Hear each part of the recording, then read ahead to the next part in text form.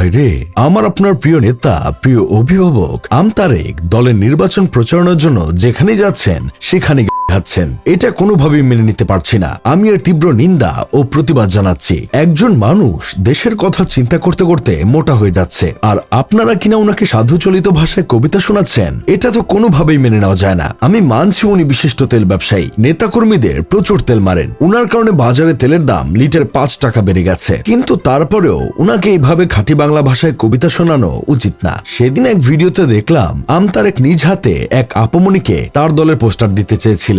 আপামনি মুখের উপর বলে দিয়েছেন, আপনার পোস্টার আমি নিতে পারবো না, আপনাকে আমার ভালো লাগে না। মুখের উপর এমন উচিত কথা শোনার পর আমতারেকের কদম জোড়া কান্দে উঠে যায়। বলছিলাম কি আপামনি, মুখের উপর সবসময় এইভাবে সত্যি কথা বলতে নেই। হাজার হোক উনিও তো একজন মানুষ। মানছি উনার মান সম্মান খুব একটা নেই, যতটুকু ছিল সেটুকু জুলাই গণঅভ্যুত্থানের পর বাংলা বাজারে বিক্রি করে দিয়ে কটকটি ভাজা খেয়ে ফেলেছেন। কিন্তু তাতে কি, তাই বলে এইভাবে খাড়ার উপর অপমান, এটা কোনোভাবেই মেনে নেওয়া যায় না। আপনাকে আমি তীব্র ধন্যবাদ ও সাধুবাদ জানাই। সত্যি কথা বলতে কি ভাই, আমার খুব কষ্ট লাগে প্রিয় নেতা আমতারেককে সব জায়গায় অপমানিত হতে দেখে। আপনারা তো কম বেশি সবাই জানেন, আমতারেক তার দলের নিবন্ধনের জন্য 134 ঘন্টা না খেয়ে অনশন করেছিল ইসির প্রধান ফটকের সামনে। তাকে অনশন ভাঙানোর জন্য দেশের বড় বড় রাজনৈতিক নেতারা এসেছিলেন। এই যেমন ধরেন বিশিষ্ট শিক্ষাবিদ অধ্যাপক হিরো আলম, জাতির পিতার আপডেট ভার্সন নগর পিতা ইশরাক, বিশিষ্ট সমাজসেবী ও অ্যাডভোকেট রবিউল ইসলাম নয়ন, সবাই কিন্তু আমতারেককে দেখতে এসেছিলেন। শুধু তাই না, হুলুলুলুর প্রিন্সেস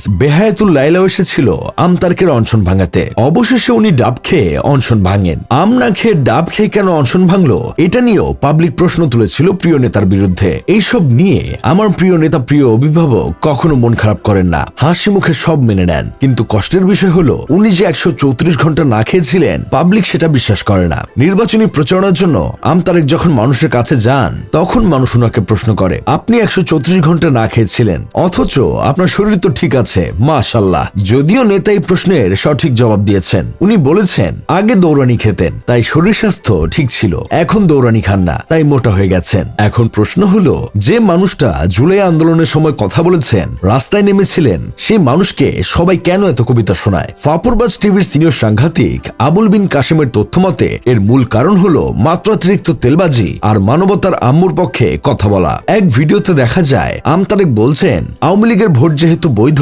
সেহেতু আওয়ামী লীগের প্রার্থী হওয়াটাও বৈধ হওয়া উচিত। তারা নির্বাচনে অংশ নিক, এটা আমরা চাই, এটা তাদের অধিকার। এটা শুনে আমার বন্ধু কেরামত বলেছিল, হাগু করা বৈধ, সকল নাগরিকের হাগু করার অধিকার আছে, তাই বলে এটা আরাম ও অবৈধ, এটা করার কারো অধিকার নেই।